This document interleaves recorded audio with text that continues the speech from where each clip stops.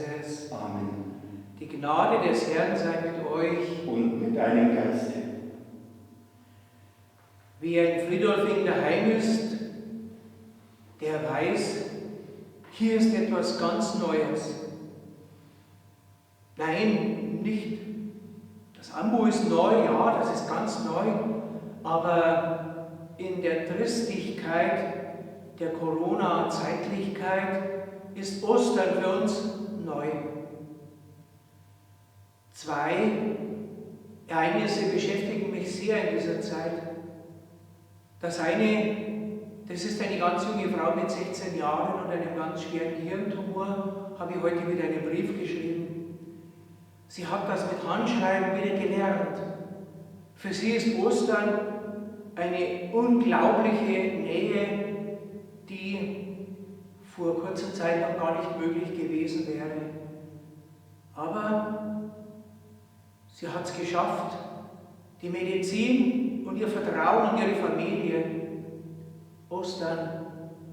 Ostern ist Auferstehung, ganz neu in die Kräfte kommen. Vielleicht wieder mit etwas zittriger Hand als 16-Jährige schreiben können. Was für eine Kunst. Das Zweite wird sich anschließen, das hat mit meinem Großvater, mit meinem Opa zu tun. Wir aber wollen jetzt im Kyrie uns neu auf die Spuren von Ostern begeben und zum Herrn rufen.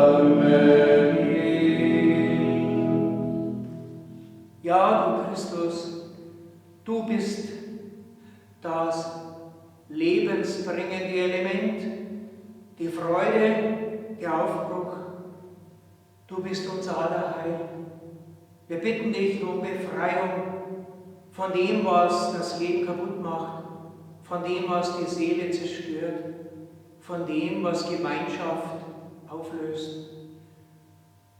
Wir bitten dich, nimm von uns alle Sünd und Schuld und Ängstlichkeit und führe uns auf rechtem Weg, den nur du hast und kennst, weil du es bist, hin zu dir in der Ewigkeit.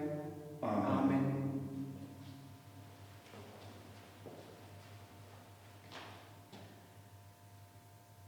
Lasset uns beten.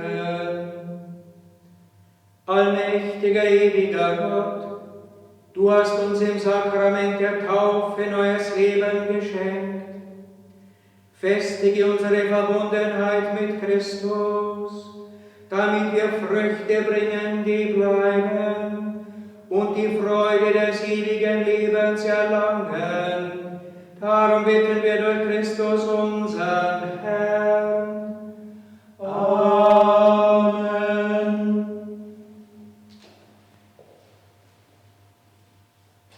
Lesen aus der Apostelgeschichte. Am Sabbat nach der ersten Predigt des Paulus in Antiochia versammelte sich fast die ganze Stadt, um das Wort des Herrn zu hören. Als die Juden die Scharen sahen, wurden sie eifersüchtig, widersprachen den Worten des Paulus und stießen Lästerungen aus. Paulus und Barnabas aber erklärten freimütig: Euch musste das Wort Gottes zuerst verkündet werden. Da ihr es aber zurückstoßt und euch des ewigen Lebens unwürdig seid, wenden wir uns jetzt an die Heiden. Denn so hat uns der Herr aufgetragen: Ich habe dich zum Licht für die Völker gemacht, bis an das Ende der Erde sollst du das Heil sein. Als die Heiden das hörten, freuten sie sich und priesen das Wort des Herrn. Und alle wurden gläubig, die für das ewige Leben bestimmt waren. Das Wort des Herrn aber verbreitete sich in der ganzen Gegend. Die Juden jedoch hetzten die vornehmen gottesfürchtigen Frauen und die Ersten der Stadt auf, veranlassten eine Verfolgung gegen Paulus und Barnabas und vertrieben sie aus ihrem Gebiet. Diese aber schüttelten gegen sie den Staub von ihren Füßen und zogen nach Ikonion. Und die Jünger waren voll Freude und erfüllt vom Heiligen Geist. Wort des lebendigen Gottes. Dank sei Gott.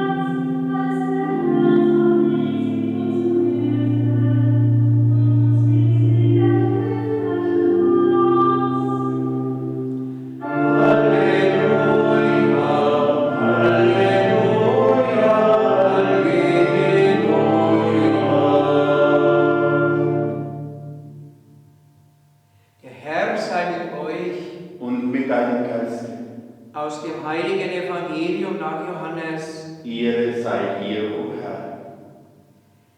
In jener Zeit sprach Jesus zu seinen Jüngern: Wenn ihr mich erkannt habt, werdet ihr auch meinen Vater erkennen. Schon jetzt kennt ihr ihn und habt ihn gesehen. Philippus sagte zu ihm: Herr, zeig uns den Vater, das genügt uns. Jesus antwortete ihm: Schon so lange bin ich bei euch, und du hast mich nicht erkannt, Philippus? Wer mich gesehen hat, hat den Vater gesehen. Wie kannst du sagen, zeig uns den Vater? Glaubst du nicht, dass ich im Vater bin und dass der Vater in mir ist? Die Worte, die ich zu euch sagte, habe ich nicht aus mir selbst. Der Vater, der in mir bleibt, vollbringt seine Werke. Glaubt mir doch, dass ich im Vater bin und dass der Vater in mir ist. Wenn nicht, glaubt wenigstens aufgrund der Werke. Amen, Amen, ich sage euch, wer an mich glaubt, wird die Werke, die ich vollbringe, auch vollbringen. Und er wird noch größere vollbringen. Denn ich gehe zum Vater. Alles, um was ihr in meinem Namen bittet, werde ich tun, damit der Vater im Sohn verherrlicht wird. Wenn ihr mich um etwas in meinem Namen bittet, werde ich es tun. Evangelium unseres Herrn Jesus Christus. Lob sei dir, Christus. Elisa, so heißt die 16-Jährige, die die schlimmste Sorte des Tumors im Kopf hat, Klasse 4 sagt man auch, und die man nicht operieren kann, hofft so innig, dass es gut wird. 75 Jahre ist es her, da haben SS-Leute den Elendszug von Dachau in einer schrecklichen Schandtat bis in den Isarwinkel geführt, über Tölz. Einige, und ich habe noch einen kennenlernen dürfen, dessen Familie hat, wie die Marktstraße runtergetrieben wurden und die Aufpasser mal nicht genau hingeschaut haben, schnell die Tür aufgemacht und 1, 2 Leute aus dem Zug ins Haus gezogen und versteckt. Nicht verstecken konnten sich die Leute in Geissach, das zwischen Tölz und Lenggries liegt, auf 9 Kilometer verstreut. Und die SS-Leute, die Schergen des Todes, hatten sich geweigert, trotz inniger Aufforderung aufzugeben. Daraufhin wurden Flugblätter abgeschmissen mit dem Flugzeug, dass am nächsten Tag die Bomber kommen und das gesamte Isartal sozusagen von Tölz, Geissach und Lenggries flächendeckend bombardieren werden. Mein Opa, der damals in der Kirchenverwaltung war und da schon eine ganze Weile vorgebetet hat, mit meiner Oma in einer kleinen Kapelle, die ganz in der Nähe meines Daheims ist, der hat einen Bittgang organisiert von dieser kleinen Kapelle gut 3 Kilometer hinauf zur Pfarrkirche auf dem Geissacher Berg. Das war höchst gefährlich, weil die Beschießungen noch immer von der westlichen Seite her über die Isar stattgefunden hat. Aber sie haben es getan und innig gehofft, dass dieses Bombardement nicht stattfinden kann. Und dann am Tag darauf, wo es stattfinden hätte sollen, gab es viel Nebel und Schneefall. Und dann, kurze Zeit darauf, war der Krieg aus. Seither gibt es diesen Bittgang, der um den Frieden für die Welt als Motto gebetet wird. Wenn du mich siehst, siehst du den Vater, sagt Jesus zu Philippus. Und er meint auch mit, und dann siehst du den Frieden, der von ihm ausgeht. Und ich gebe euch die Aufgabe, für den Frieden einzutreten, für ihn zu beten, ohne Unterlass, nicht aufzugeben.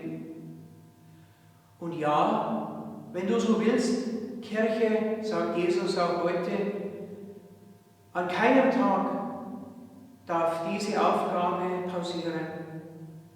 Es gibt keinen Shutdown, um für den Frieden einzutreten und für ihn zu beten und ihn zu leben. Amen.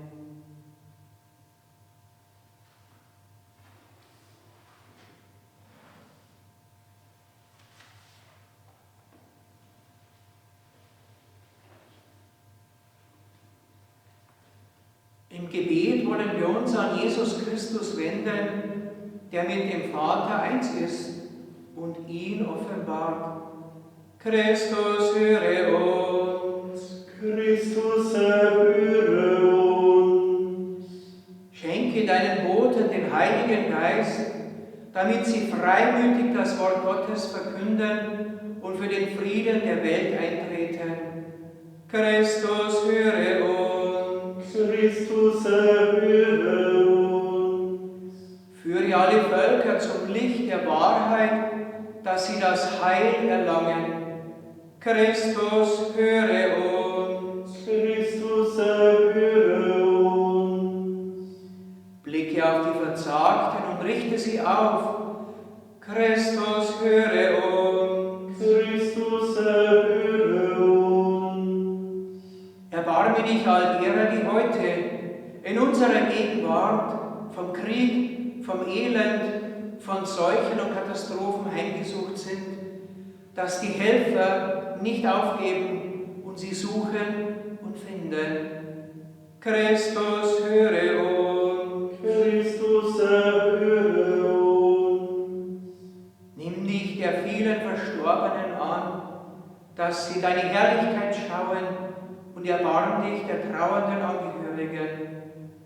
Christus, höre uns. Christus, erhöre uns. Allmächtiger, gütiger Gott, gib uns, um was wir im Namen deines Sohnes immer wieder bitten, denn immer erhörst du ihn, unseren Herrn Jesus Christus, den gekreuzigt auferstandenen Heiland, der die Mitte der Kirche und der Welt ist. Amen.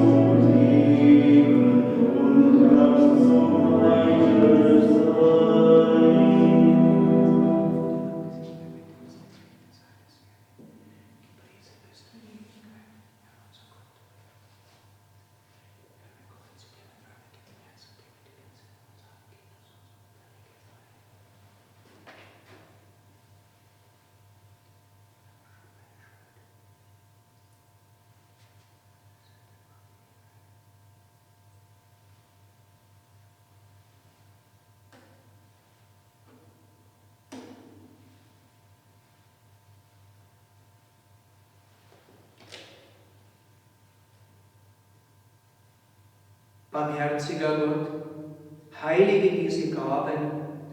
Nimm das Opfer an, das dir im Heiligen Geist dargebracht wird, und mache uns selbst zu einer Gabe, die für immer dir gehört. Darum bitten wir durch Christus, unseren Herrn. Amen. Der Herr sei mit euch. Und mit deinem Geiste. Erhebet die Herzen. Wir haben sie beim Herrn. Lasset uns danken dem Herrn, unser Gott. Das ist würdig und recht.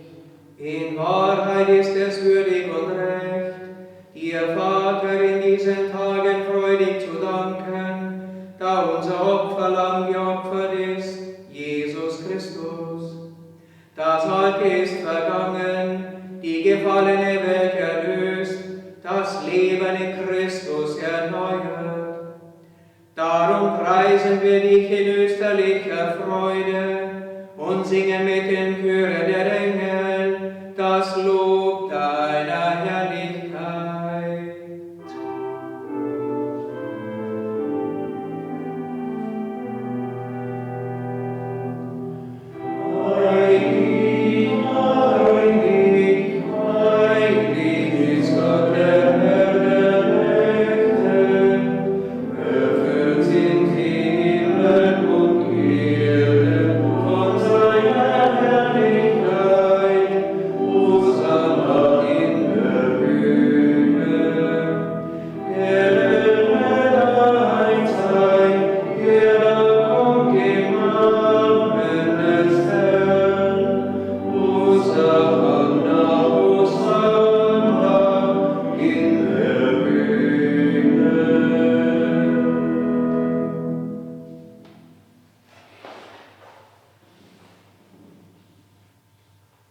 Ja, du bist heilig, du unser Gott. Du bist Quell aller Heiligkeit. Darum bitten wir dich, sende deinen Geist auf diese Gaben herab, auf Brot und Wein und heilige sie, damit sie uns werden, Leib und Blut deines Sohnes, unseres Herrn, Jesus Christus. Denn am Abend, an den er ausgeliefert wurde und sich aus freiem Willen dem Leiden unterwarf, da nahm er das Brot und sagte Dank, brach es, reichte es seinen Jüngern und sprach: Nehmet und esset alle davon, das ist mein Leib, der für euch hingegeben wird.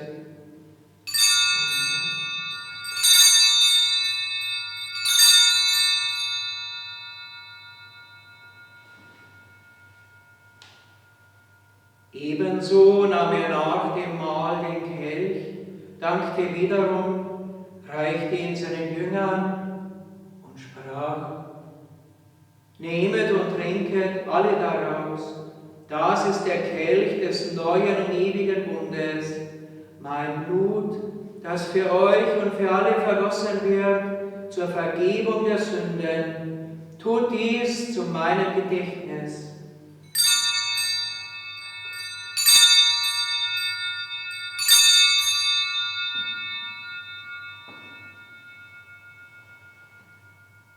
Geheimnis unseres Glaubens.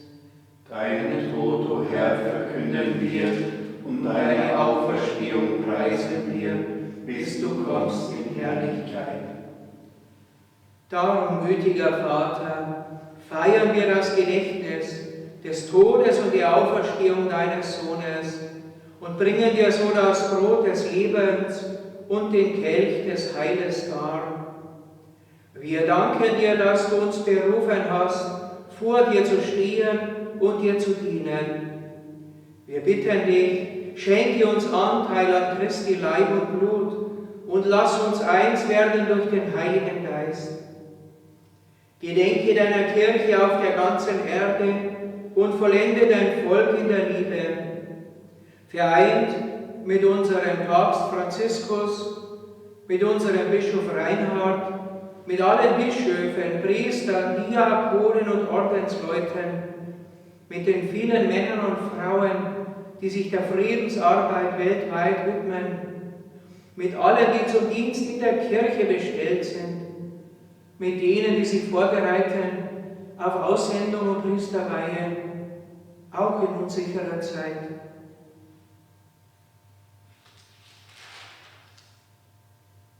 Gott des Lebens, gedenk unserer Brüder und Schwestern, die gestorben sind in der Hoffnung, dass sie auferstehen.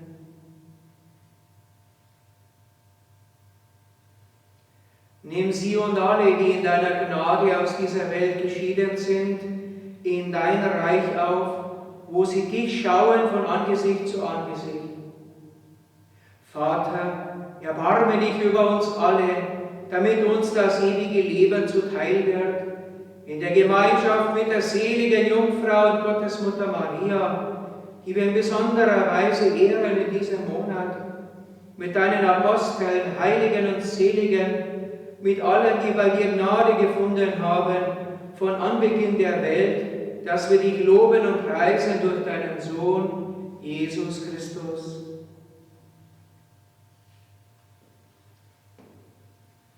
Durch ihn und mit ihm und in ihm ist dir, Gott, allmächtiger Vater, in der Einheit des Heiligen Geistes, alle Herrlichkeit und Ehre, jetzt und in Ewigkeit. Amen.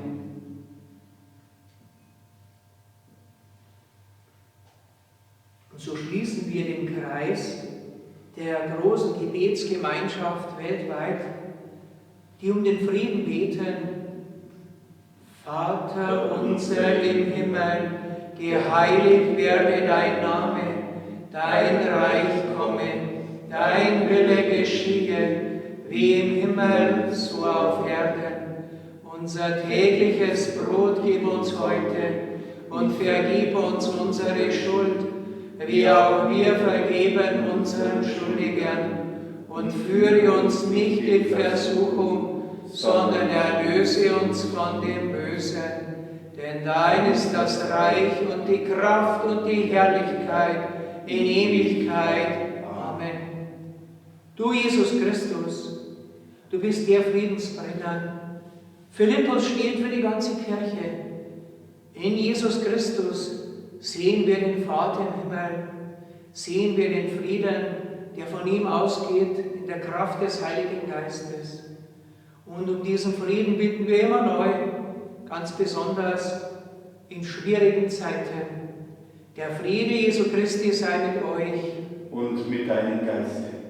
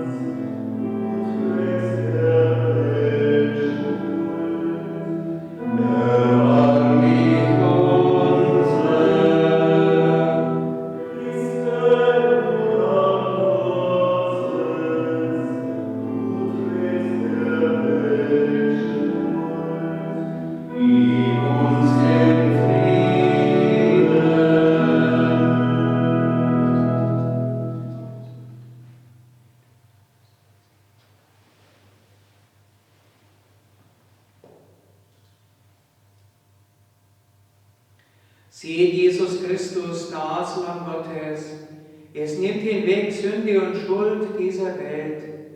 Herr, ich bin nicht würdig, dass du eingehst unter mein Dach, aber sprich nur ein Wort, so wird meine Seele gesund. Gesandte sind wir. Christus sendet uns, den Frieden zu leben, den Frieden zu bringen, den Frieden miteinander zu teilen. Halleluja.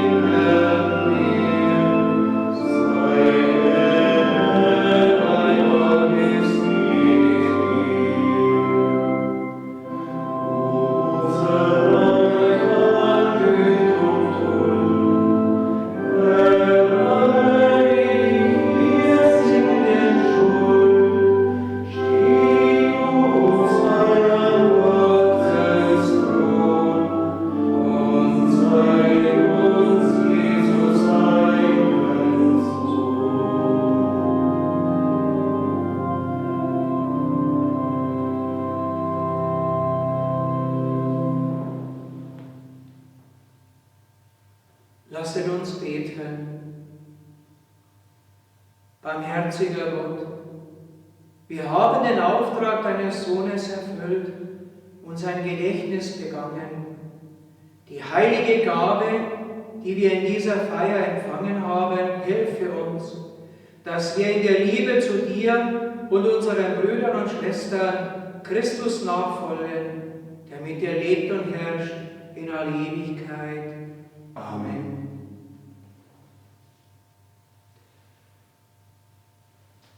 Die Sambo ist heute zum ersten Mal benutzt worden. Der Altar hat jetzt den Altar des Wortes dazu bekommen. Wir dürfen uns glücklich schätzen, dass nicht nur in früheren Zeiten, sondern auch heute noch gestandene Handwerker ihr Handwerk verstehen. Wir danken sehr auch denen, die ihre Spenden geben, damit dieses Werkzeug der Verkündigung bezahlt werden kann.